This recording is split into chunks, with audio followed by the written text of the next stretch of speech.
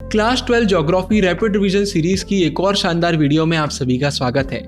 आज हम करने वाले हैं चैप्टर ह्यूमन सेटलमेंट्स का रैपिड रिवीजन। ये वीडियो देख लीजिए, पूरे चैप्टर का रिवीजन हो जाएगा। और हाँ, स्टार्टिंग में ही आपको बता देता हूँ, आपको हमारी एप्लीकेशन वेबसाइट पर ह्यूमैनिटीज़ का बहुत सारा फ्री मटेरियल देखने को मिल जाएगा। सिंपली हमारी एप्लीकेशन को डाउनलोड करिए, डिस्क्रिप्शन में लिंक है। फ्री मटेरियल वाले कोर्स में फ्री में एनरोल करिए और उसके बाद आप पीडीएफ्स वगैरह डाउनलोड कर सकते हैं। बहुत ही प्यारा फ्री मटेरियल अवेलेबल है। अब चलिए एक्सप्लेनेशन को सीधा चालू करते हैं।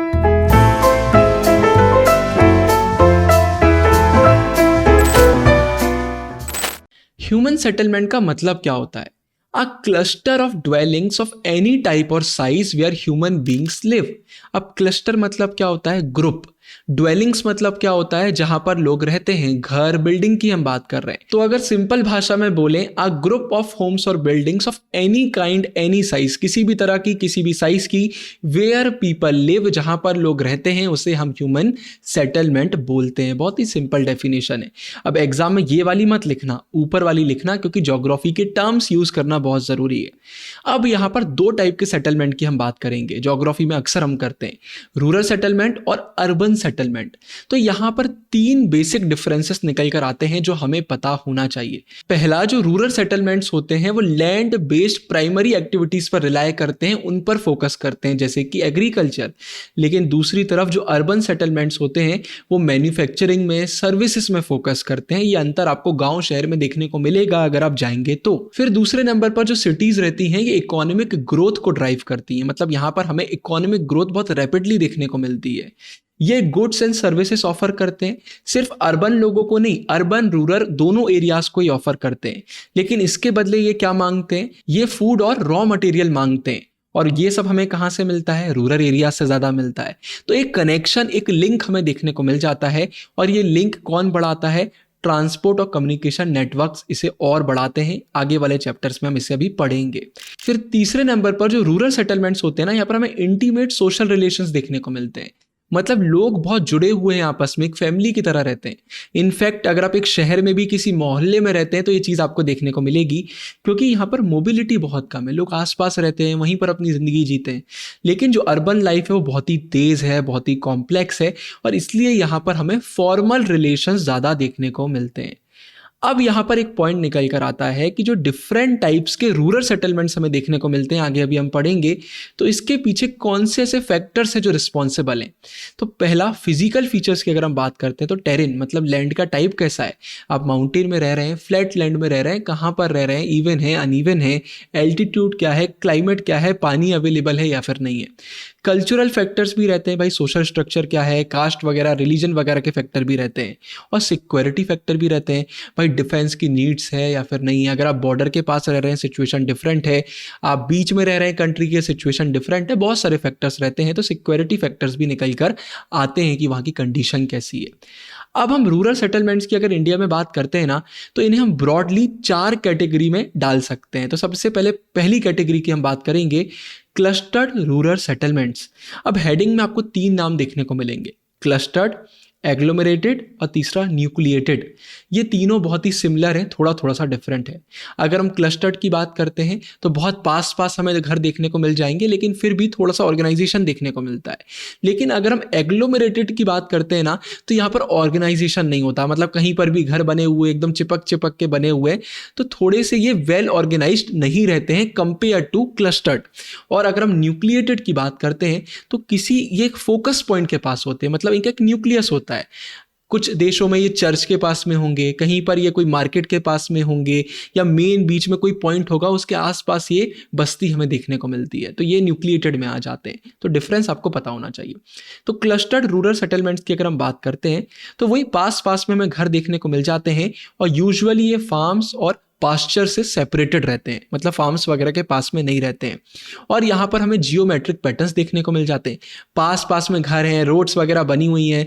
तो अगर आप दूर से देखेंगे, ड्रोन वगैरह से देखेंगे ना, तो रेक्टेंगुलर, रेडियल शेप्स वगैरह हमें देखने को मिल जाते हैं। तो ये शेप्स फॉर्म कर लेते हैं। फिर ये फर्टाइल प्लेन्स में हमें देखने को मिलते हैं, नॉर्थ ईस्टर्न स्टेट्स में देखने को मिलते हैं और अलग अलग पर्पस से देखने को मिलते हैं। जैसे बुंदेलखंड में डिफेंस के लिए पास पास में घर रहते हैं, सिक्योरिटी ज़्यादा रहती है। राजस्थान में पानी का यूज़ अच्छे से हो सके, उसे मैक्सिमाइज कर सके, इसलिए हमें क्लस्टर्ड सेटलमेंट्स देखने को मिल जाते हैं। तो हर किसी का पर्पस डिफरेंट हो सकता है। फिर इसके बाद अगर हम सेमी क्लस्टर्ड सेटलमेंट्स की बात करते हैं तो यहाँ पर एक बड़े विलेज के बदले हमें छोटे छोटे ग्रुप्स देखने को मिल जाते हैं जहाँ पर लोग रहते हैं। अब उन्हें फोर्स भी करा जा सकता है या फिर वो अपनी मर्जी से रहते हैं। तो बड़े विलेजेस छोटे छोटे पार्ट में टूट जाते हैं। कई बार रीजन यही रहता है जातिवाद। आपने सुना होगा विलेजेस में वो लोग जो बड़ी जाति के हैं वो बीच में रहते हैं विलेज के, वो लोग जो छोटी जाति के हैं वो दूर दूर कोने कोने में रहते हैं। तो ये चीज़ें हमें देखने को मिल जाती हैं। ये गुजरात प्लेन्स में, राजस्थान के पार्ट्स में ज़्यादा कॉमन है, ये आपको पता होना चाहिए। फिर इसके बाद तीसरे नंबर पर हेमलेटेड सेटलमेंट्स। अब हेमलेट का मतलब क्या होता है आप गूगल कर लेना, मजाक कर रहा हूँ। हेमलेट का मतलब होता है बहुत छोटे छोटे से गांव, मतलब 3-3, 4-4, 5-5 मकान के गांव देखने को मिल जाते हैं। तो यहाँ इंटरेस्टिंगली होता क्या है, लोग अलग अलग एरियाज में रह रहे हैं लेकिन उन सबके विलेज का नाम एक ही रहता है, मतलब कॉमन विलेज है लेकिन थोड़ा दूर दूर वो रह रहे हैं। तो अलग अलग स्टेट्स में अलग अलग नाम से इन्हें बुलाया जाता है, जैसे कि पन्ना, पारा, पल्ली, धानी एक्सेट्रा। तो कॉमन नेम है लेकिन फिजिकली ये सेपरेटेड है। अब यहाँ पर एथनिक फैक्टर भी हो सकते हैं, सोशल फैक्टर भी हो सकते हैं, डिपेंड करता है। मेनली गंगा प्लेन्स में, छत्तीसगढ़ में, हिमालयन वैलीज में ये ज़्यादा कॉमन है। फोर्थ नंबर पर डिस्पर्स सेटलमेंट्स, नाम से ही पता चल रहा है। यहाँ पर हमें आइसोलेटेड हट्स देखने को मिल जाते हैं, स्मॉल हेमलेट्स देखने को मिल जाते हैं, वही छोटे छोटे गांव।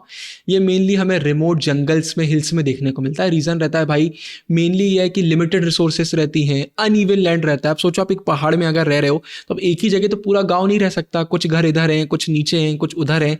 तो अलग अलग तरीके से फिर वहाँ पर छोटे छोटे से एरियाज हमें देखने को मिलते हैं। ये मेघालय में, उत्तराखंड में, हिमाचल प्रदेश में, केरला में कॉमन है। तो ये भी याद रखिएगा, ये 4 टाइप्स होगा, इतने सिंपल है। वीडियो अभी तक देख रहे हैं तो वीडियो को लाइक कर दीजिए, कमेंट सेक्शन में लिख दीजिए भैया एकदम प्रीमियम वीडियो है। इसी बहाने यूट्यूब इस वीडियो को पुश करेगा, नए बच्चों तक ये वीडियो पहुंचेगी। थैंक यू सो मच, इतना प्यार आप दिखा रहे हैं। फिर अगर हम अर्बन सेटलमेंट्स की बात करते हैं तो ये बड़े रहते हैं, कॉम्पैक्ट मतलब टाइटली अरेंज्ड रहते हैं, फोकस्ड रहते हैं किस पर, नॉन एग्रीकल्चरल फंक्शन पर। मतलब यहाँ एग्रीकल्चर वगैरह हमें देखने को ज़्यादा नहीं मिलता, ये सर्विसेज वगैरह चीज़ों में, इंडस्ट्रीज वगैरह वाली चीज़ों में ज़्यादा इन्वॉल्व रहते हैं, है ना। ये रूरल एरियाज से डायरेक्टली इनडायरेक्टली लिंक्ड रहते हैं। कैसे रहते हैं भाई, गुड्स एंड सर्विसेज के थ्रू। अब भाई शहर में अगर कुछ मैन्युफैक्चर हो रहा है तो वो गांव तक भी जाएगा, रूरल एरियाज में भी जाएगा।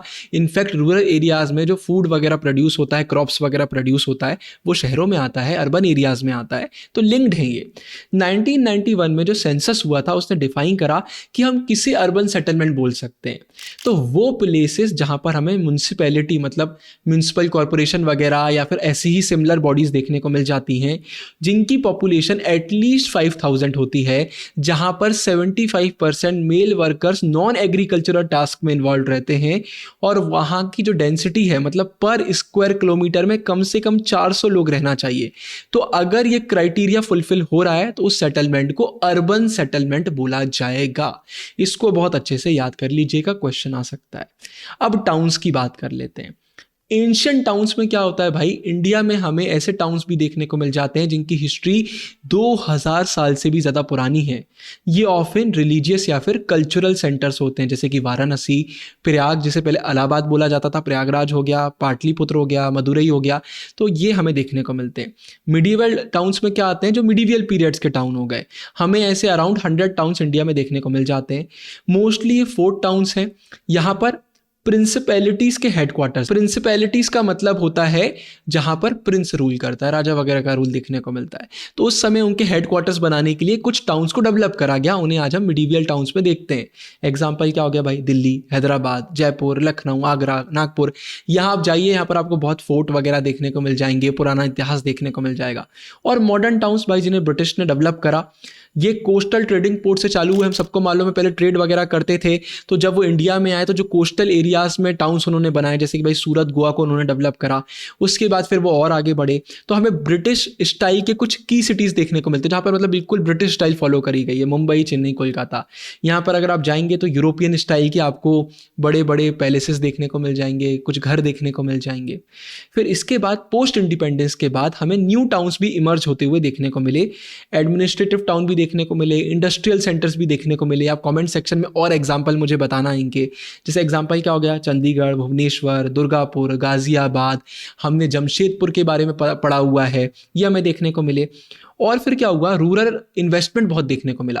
भाई अब लोगों के पास धीरे धीरे करके पैसा आएगा, इकोनॉमी ग्रो करेगी, तो जो पहले रूरल एरियाज थे वहाँ पर भी इन्वेस्टमेंट वगैरह हुआ और हमें नए स्मॉलर टाउन्स भी देखने को मिले जो धीरे धीरे करके अब आगे बढ़ रहे हैं। तो एंशियंट, मिडीवल और मॉडर्न ये हमें देखने को मिलते हैं। अब अर्बनाइजेशन इन इंडिया की अगर हम बात करते हैं तो 2011 में इंडिया का जो अर्बनाइजेशन लेवल था वो था 31.16%, जो बाकी डेवलप कंट्रीज के कंपैरिजन में बहुत कम है। The urban population increased 11 fold, 20th century में 11 फोल्ड इंक्रीज हो गई। रीजन क्या था भाई, अर्बन सेंटर्स, नए टाउन एक्सपांड कर रहे थे, देखने को मिल रहे थे, ग्रो कर रहे थे। लेकिन फिर भी पिछले 2 डिकेड्स की बात करते हैं, मतलब पिछले 20 सालों की बात करते हैं, तो अर्बनाइजेशन जो हुआ है वो थोड़ा स्लो रेट में हमें इंडिया में देखने को मिला है। फिर इसके बाद जो इंडियन सिटीज़ है ना, उनके फंक्शंस के अकॉर्डिंग हम उन्हें क्लासीफाई कर सकते हैं। अब ये हम देख लेते हैं। सबसे पहला एडमिनिस्ट्रेटिव टाउन्स एंड सिटीज़, नाम से ही पता चल रहा है, जहाँ पर हमें एडमिनिस्ट्रेटिव हेडक्वार्टर्स देखने को मिल जाते हैं हायर ऑर्डर के, उन्हें हम इसमें कंसिडर करते हैं। Example Chandigarh, new Delhi, Bhopal, Shillong, Guwahati.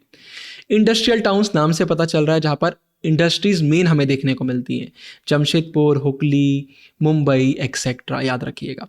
Transport cities का मतलब क्या हुआ, जो इंपॉर्टेंट पोर्ट्स का काम करती हैं, जहाँ पर ट्रेड वगैरह हमें ज़्यादा देखने को मिल जाता है, इनलैंड ट्रांसपोर्टेशन ज़्यादा देखने को मिल जाता है, जैसे आगरा, धुलिया, इटारसी, कटनी एक्सेट्रा, ये भी याद रखिएगा। फिर कमर्शियल टाउन्स, जहाँ पर हमें ट्रेड कॉमर्स ज़्यादा देखने को मिलता है, सतना, कोलकाता इसका एग्जाम्पल आ सकता है। माइनिंग टाउन्स, जहाँ पर हमें मिनरल रिच एरियाज देखने को मिल जाते हैं, है ना, वहाँ पर इन्हें डेवलप करा जाता है, जहाँ पर भी ऐसे एरियाज हैं। एग्जाम्पल रानीगंज, झरिया, दिग्बोए एक्सेट्रा, सिंगरौली नाम यहाँ पर बहुत फेमस है।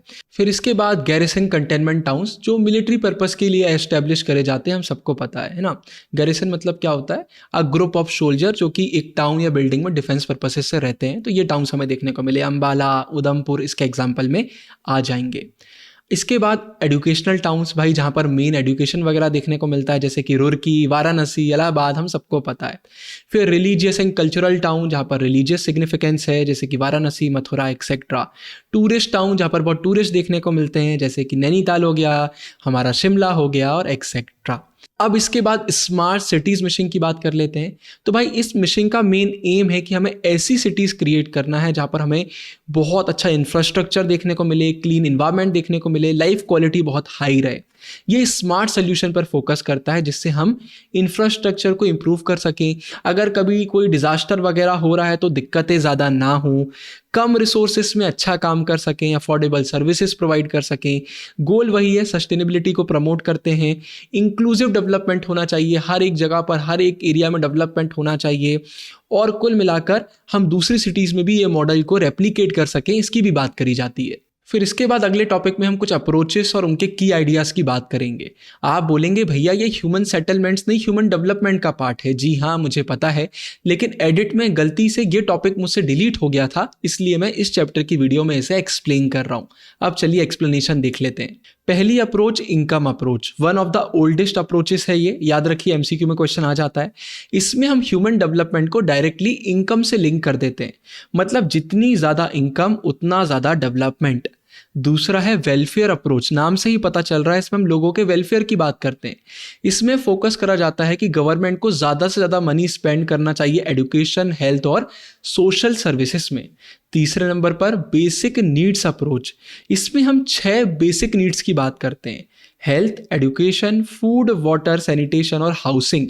इनिशियली ना इंटरनेशनल लेबर ऑर्गेनाइजेशन ने इसे प्रपोज करा था। अगर क्वेश्चन आ जाए एमसीक्यू में तो बनना चाहिए आपसे, याद रखिएगा। और आखिरी है कैपेबिलिटी अप्रोच, इसमें हम बात करते हैं कि हमें कैपेबिलिटीज बिल्ड करना चाहिए। कहाँ पर? हेल्थ में, एजुकेशन में और रिसोर्सेस में। मतलब इन चीज़ों पर काम करना चाहिए, इन चीज़ों को इम्प्रूव करना चाहिए। इन्हें इम्प्रूव करते हैं तो डेवलपमेंट अपने आप होगा। और जो ये अप्रोच है इसे हम एसोसिएट करते हैं प्रोफेसर अमर्त्य सेन से, क्योंकि उन्हीं ने इन टॉपिक्स पर बात करी थी। तो ये वाला टॉपिक भी हमारा हो जाता है और इसी के साथ ये वाला चैप्टर हमारा कंप्लीट हो जाता है। आप जो सोचेंगे वही आप बनेंगे, तो इसलिए हमारी एप्लीकेशन डाउनलोड कर लीजिए, फ्री मटेरियल एक्सेस कर लीजिए। अच्छी चीज़ें पढ़ेंगे तो डेफिनेटली आगे ग्रो करेंगे आप। इस वीडियो के लिए इतना ही। ऊपर एंड स्क्रीन में पूरी प्लेलिस्ट डाल रहा हूँ, डिस्क्रिप्शन में हिस्ट्री का रैपिड रिवीजन भी मिल जाएगा, पॉलिटिकल साइंस का भी मिल जाएगा। इस वीडियो के लिए इतना ही। ढेर सारा प्यार। Signing off, Guru टहंगुरिया, lots of love.